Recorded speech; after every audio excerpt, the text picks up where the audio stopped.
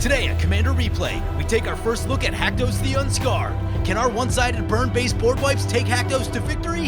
Find out next on Commander Replay.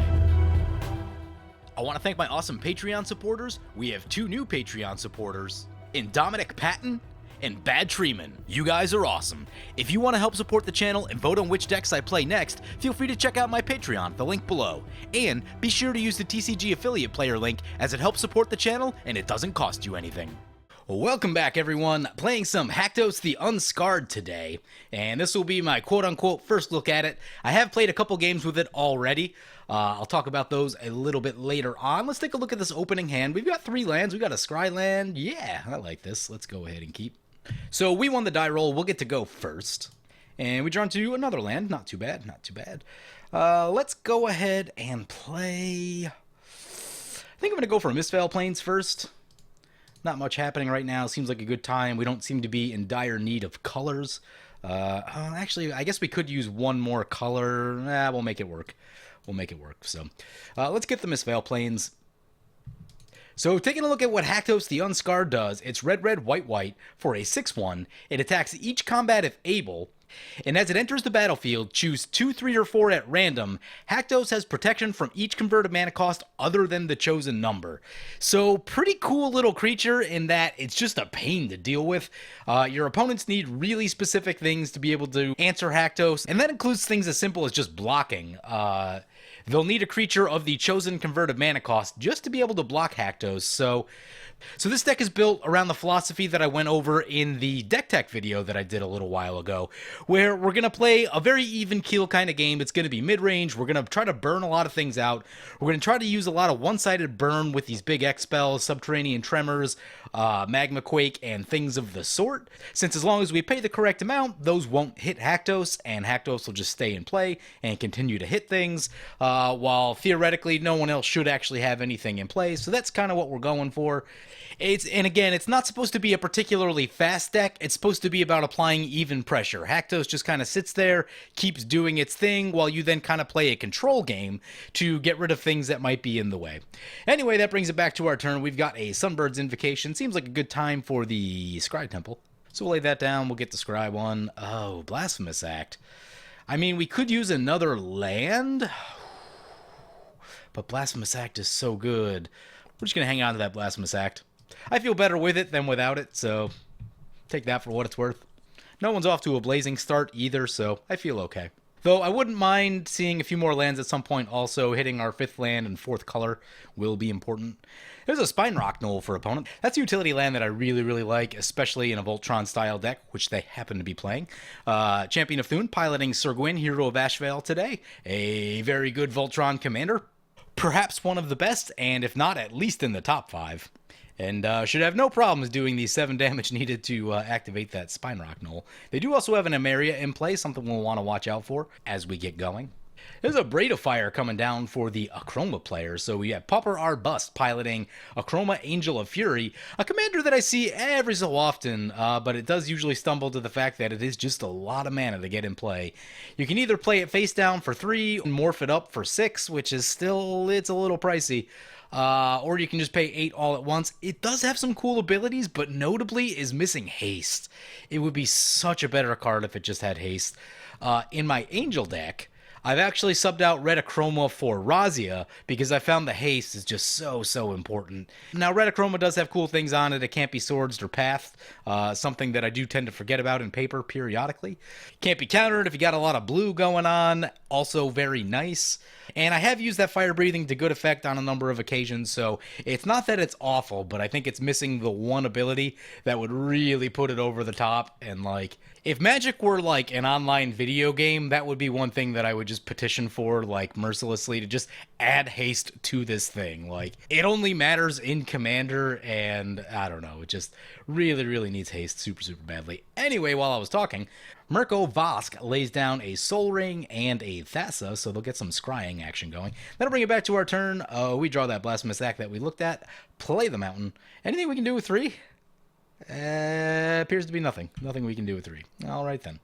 Ooh, Sir Gwyn's gonna wear tear on the Braid of Fire and the Soul Ring. Whew, doesn't want those fast starts. All right. The Braid of Fire, by the way, probably for the fire-breathing effect on red Akroma, would be my guess. Also, I think you can morph at any time, correct? Yep, you may turn it face up at any time. Okay, yeah, that makes a ton of sense.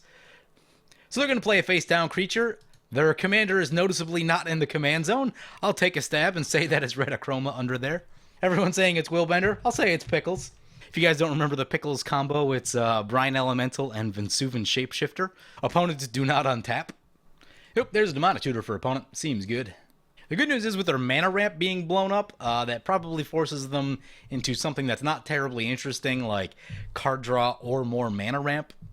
One thing that would make me super happy would be like Mana Vault off the top into Sunbird's Invocation right here. Sunbird's Invocation's so good. It's a card that I forget about periodically, and then when I see it again, I'm like, oh yeah, this thing's ridiculous. You do have the problem of having to cast it and then try and untap with it, which is not always the easiest thing to do. But once you do that, it can just take over a game. It's so ridiculously good. All right, who found that fourth color on time? All right, I'm feeling that. Play the Plains. Let's get our commander into play. So the chosen number is 3. We have protection from all things that are not 3. And as a quick little refresher, protection grants 4 abilities. Haktos can only be blocked by creatures with converted mana cost 3. It can only be targeted by spells that are converted mana cost 3. Actually convenient for equipments in this case. All damage dealt to it by things that aren't converted mana cost 3 is reduced to 0. And should an aura or equipment that's not converted mana cost 3 find its way onto Haktos, those will be removed. Conveniently, a Denitha coming down for Sir Gwyn, so they do have a blocker. And the first strike is very irrelevant. Also, I'm pretty sure the Morph creature is converted mana cost 3, so another blocker over there.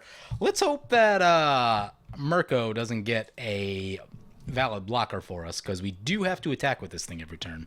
But I guess on the other hand, we could always just send it at Akroma, and opponent would have to trade their Akroma into it. I don't know if they want to do that. Our final opponent, by the way, is Fish Said Fish, piloting Mirko Vosk, Mind Drinker. 2/4 flying. Whenever it deals combat damage to a player, that player reveals cards from their library until they reveal 4 land cards, then put those into their graveyard. So we're looking at a mill deck. And by the way, if you guys were wondering where I was last week, I was dying with the flu.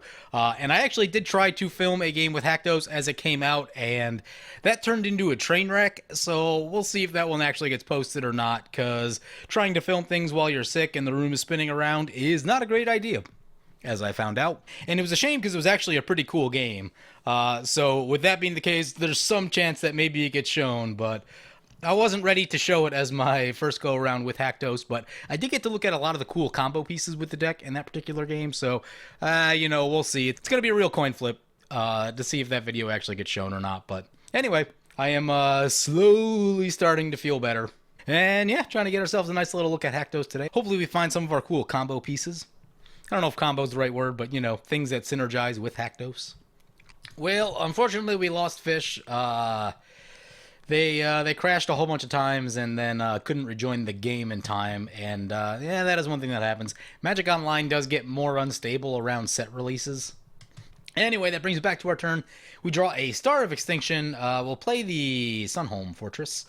I guess we're swinging into the Akroma right here. See if they want to block.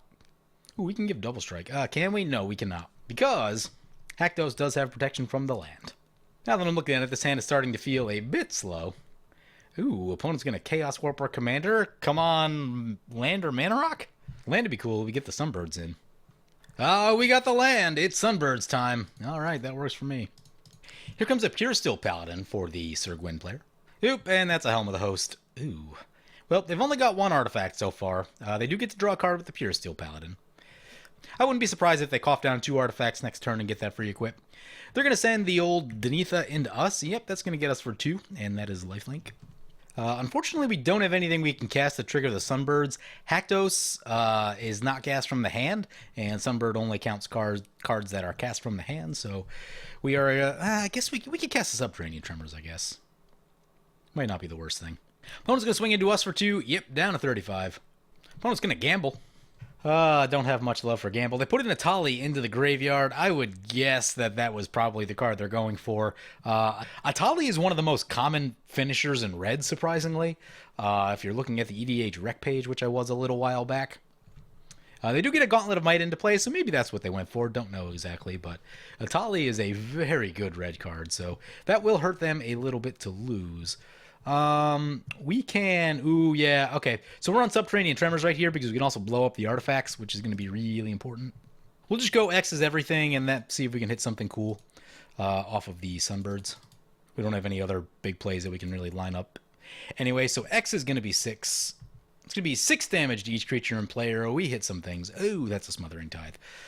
Oh, questions right here. Well, we don't want the wheel because we've got a handful of gas, so that eliminates 2 choices.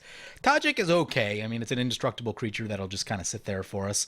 Tome of Legends is card draw. We have big things in hand. Let's go for the Smothering Tithe, I think. Sunbirds will kind of act as card draw as long as it sticks around. And we'll pass the turn like that. We'll get a Smothering Tithe trigger on opponent, and they give us a treasure. Here comes a Hedron Archive for opponent. That means they'll be on Sir Gwyn mana next turn. And here comes an Indomitable Archangel. Yeah. Subterranean Tremors. Pretty underrated card. Shows up every once in a long while. But if you yourself are not running tons and tons of artifacts, it is definitely one worth taking a look at, because killing a lot of creatures and killing a lot of artifacts, pretty good place to be. Opponent's going to crack their Myriad Landscape, get some additional lands. So we have multiple 7-drops in hand. I think I'm going to go for the Akroma's Memorial first. Oh, opponent did also pay for a treasure token, by the way. So only 1 treasure token coming back to our turn. It does put us on 7 mana, but we'll use that to get the Akroma's Memorial in. After that, assuming if opponents draw any cards at all or anything like that, then we can start hasting creatures in next turn, which I do like. Ooh, that's a Mana Geyser. Mana Geyser does cool stuff.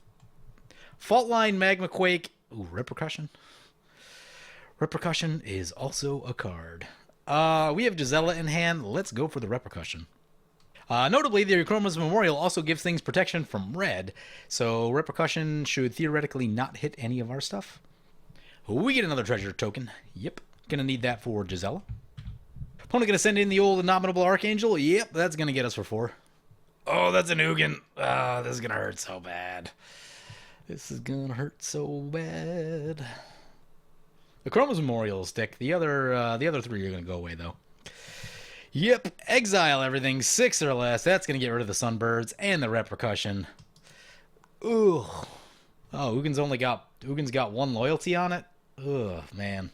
Don't really want to send all that Gisela damage into an Ugin for 1. I probably won't, honestly. Red Akroma coming back to play as a face-down creature. It has haste. Yeah, they use the Hall of the Bandit Lord to give it haste, and so they're going to swing that into the Ugin. That means one thing that we no longer need to deal with. I like the sound of that. That's a concerted effort. Pretty cool little card in this deck. Maybe a cool card in general that I probably just need to run more of, honestly. But yeah, let's get the old Gisela into play. She's going to have haste. Slam into Champion of Thune. Takes a hit for 10, and we pass the turn. That's a Blackblade Reforged. Yeah, it's a good card. Yeah, it's a real good card. Blackblade Reforged can make things big enough that even with Gisela in play, that they are still scary and threatening. So it's a thing to watch out for. Also, as I was mentioning earlier, as I have already played a couple of games with Haktos, that has gotten me through a couple of those early first changes that I like to make to a deck. You know, you play it one time, and you're just like, all right, I definitely need this thing. I definitely got to get rid of something else, all that sort of stuff. Opponent's going to send in their red Akroma. It does have protection from white. We can't do much about that. The damage will get half, though. It's got 7 power, so that'll go down to 3. Or they're going to bring it up to 8, so that will be 4. All things considered, not too bad. Still can't block it, though. We would have to use a Blasphemous Act on it. Or a Star of Extinction. Oh, opponent's going to Kaya's Guile. Each opponent sacrifices a creature, and they're going to create a 1/1 Spirit. That's going to get rid of our Gisela. Ouch. Ouch, ouch, ouch. All right. Well, the good position I thought we were in is now gone. There's a Backdraft Hellkite. That'll probably be useful fairly soon. Not going to go for it just yet. I think I want to get the Thran Dynamo in. Been holding off on that one for a while. Probably about time. I think we'll go Thran Dynamo Concerted Effort. Seems reasonable. And notably, the one thing that Akroma's Memorial does not give us, it's not going to spread around protection in the same way that Concerted Effort will. Once Haktos is in play, our things will have protection from a lot of stuff. Now, Akroma's Memorial still does give you protection from black and red, which is pretty good and very relevant to what's on the table. But with both in play, we're going to have protection from just many things. Well, it would take him all the mana to do it, but if an opponent just suits up the Spirit with Blackblade Reforged, it'll be pretty large. Here comes Sir Gwyn into play. Yep. There's a Leonin Shikari. Yeah. I'm thinking about the Blasphemous Act. Maybe the Star of Extinction even. Sir Gwyn's got a Blackblade Reforged on it. It's an 11/11. It's pretty big. It's pretty big. There's a Advances Blasting Cannons for opponent. I prefer the other one, honestly, because of the ability to play lands with it. Oh, that's a Wheel of Fortune. All right. Well, new hand, I guess. We had a lot of gas. It's probably going to get worse. Also, that Backdraft Hellkite would have preferred to keep that in hand. Finally, some mana ramp in the Mana Crypt. Angelic Skirmisher is reasonable. Odric is cool. Okay, not too bad. Not too bad. Did lose all of our removal, though. That's not amazing. There's a Scavenger Grounds. Let's go ahead, play the Homeward Path. Play Mana Crypt. See how much stuff we can get into play. The 4 colors on Haktos is going to be a little troubling right here. Let us start with Odric. Odric's just good. Just really, really good. Then Aketra. Aketra is also really, really good. That's going to burn through most of our colorless mana here. We've got 4 mana left. We can go... Well, it can't be Angelic Skirmisher. It could be a Brave the Sands, though. And I think it's going to be a Brave the Sands. Oh, I forgot to get flying. They've got protection from black and red, so the Shikari can block currently. Oh, right. No, yeah, okay, never mind. Akroma's does give them flying and haste and all the good stuff, so. Odric's ability will trigger, so we've got Concerted Effort and Odric and Akroma's Memorial on the battlefield, so lots of abilities spreading every which way. Next turn, hopefully the Angelic Skirmisher. Oh, can this one attack yet? That one can't attack yet. Sadness. Yep, that one cannot attack yet. So we'll send Odric into the Sir Gwyn opponent. That's going to be 6 on them. And we'll pass turn like that. Comes a Thran Dynamo for opponent. Yep. There are many abilities on our creatures. Pro Black, Pro Red can block 1 additional creature. Double Strike, First Strike, Flying, Haste, Trample, and Vigilance. Ooh. It's a Blind Obedience. It's going to make our creatures come in tapped. Can have to shoot it first, honestly. Return to Dust. It's going to be a Generous Gift on her Akroma's Memorial. No. Oh, the removal. So much removal this game. We get a 3/3 tapped. We still have all the abilities this turn, but for next turn, we're going to start losing them. Oh, that's a Sunforger. Oh, crap. Well, that's got to get returned to Dust. They did the thing that you should never do, which is played Sunforger without having the mana to use it. Don't ever do that. Do not do that. That is a recipe for getting it blown up. Yeah, I know it's 4 additional damage right here, but trust me when I say it's not going to matter. Going to swing over to the red Akroma opponent, and they'll get to draw a card and lose a life. Advances Blasting Canyons, and Concerted Effort will trigger on opponent's upkeep. Ooh, opponent's down to 12.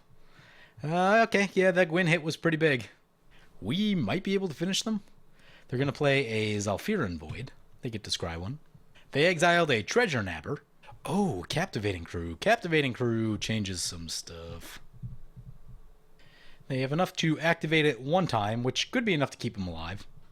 At least for a turn. Opponent's going to gain control of Gwyn. Okay. This won't hurt at all. Odric's abilities will trigger. I guess it's better than them just holding the mana tapped. So opponent's going to attack with Gwyn. They'll get to draw a card and lose a life. They go down to 11. Do we have protection from any of this? What abilities do we have? We have Double Strike, Vigilance, Indestructible. Indestructible is one that makes it worth blocking. Any trample? Oh, it does have Menace. Oh, yeah, we can't block. We don't have 2 creatures. Okie dokie. Forgot about the Menace. Blind Obedience being difficult for us right there because the Elephant could have blocked. It's going to be back to our turn. Concerted Effort will trigger. Mana Crypt will trigger. We're not going to have haste anymore.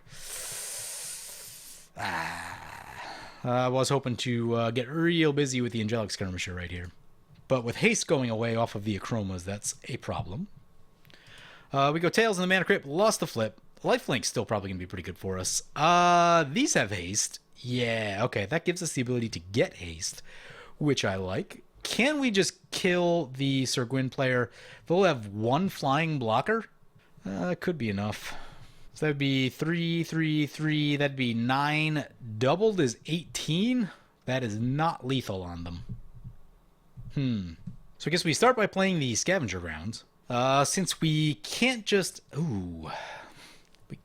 What What if we cast Haktos? Haktos is 6 power. It can't be blocked by Gwyn, can't be blocked by the Spirit. Some chance that it could be blocked by the Shikari. If we went, let's say if we went Haktos and Angelic, that's still no haste. Yeah, okay, so start with the Return to Dusk, get the Blind Obedience, get the Sunforger. Then let's get the Angelic Skirmisher. Put Odric's ability on the bottom. I guess it doesn't matter that much. And then use Skirmisher to get lifelink. Do some attacking. Send everything into the Sir Gwyn. Yeah, they're going to block one with the Spirit. Can't do much about it. But they go down to 12, and that puts us back up to 23, so we've got a little bit of life to work with. Wasn't the massive life gain that I was hoping for. And if we had haste on the Angelic Skirmisher, that would have been an additional 8 life, which would have been really, really nice. Removal from Sir Gwyn would be a problem for us. Also, Trample would be bad because of the Death Touch from Vault of the Archangel. Could be a concern. Oop, that's going to be an upkeep and Lighten Tutor. What do they need? They could go Argentum Armor or Ember Cleave right here, and both of those are bad. Goes for Warhammer. Okay, that's probably the least scary of the things they could have gone for. Argentum Armor would, like, pick us apart pretty good. So here comes the Warhammer. Equip the Warhammer. There's the Argentum Armor. Now it's a problem. Although, our stuff's going to get indestructible when we go to combat here. Okay. May not be as bad as I was hoping, but it's still not great. It's still not amazing. We're going to choose Lifelink once again since Oketra has Double Strike, and that'll spread. Argentum Armor is going to trigger. Let's see where opponent points it. We're going to swing our way. I haven't done the math on this yet to figure out if we're going to survive or not. The 19 toughness is going to be an issue, I think. Opponent's going to shoot the Captivating Crew. Okay, Captivating Crew down. Log with everything. Yeah, I don't know if we're going to make it out of this one. We do. Oh, 22? Really? Oh, Sir Gwyn goes down, we go down. That's annoying. Well, they had the one card we didn't want them to have. That was Argentum Armor. Can't do a lot about that. Also, we got so much of our stuff blown up. We lost Sunbird's Akroma's Smothering Tithe. Oop, there's a Godo Bandit Warlord. They've got 5 mana. Could be a Helm of the Host. It's a Helm of the Host. Opponent's going to equip a Helm of the Host. Undo a Godo. Champ says he's holding Utter End, just doesn't have the mana for it. Ouch. Well, down we go. We got a decent look at the deck. Hakdos didn't stick the way that I hoped it to. A little unfortunate that we got 3 CMC and they had the Chaos Warp. There's always going to be a little bit of luck involved with Hakdos. Some random chance with the ability there. So that's just how it goes. So down we go. We got a little look at the deck. Unfortunately, we did lose a player, so we'll probably try to get another game in. But you guys see where things are shaping up. A lot of protection abilities being spread around. A lot of mass removal with the burn. Unfortunately, all of it got wheeled away, which was like not great. If we had 1 left in hand, we probably could have did some really cool things, especially with the while Akroma's Memorial was still in play. So that was all really unfortunate. The Repercussion got shot down. So we lost a lot of good pieces, a lot of removal. There was an Ugin in there that got us pretty good. That kind of kept us down a little bit, but all in all, we gave ourselves a pretty good chance to win, so I like what the deck can do. Anyway, hope you guys enjoyed the video. As always, feel free to comment, like, or subscribe. Thank you for watching.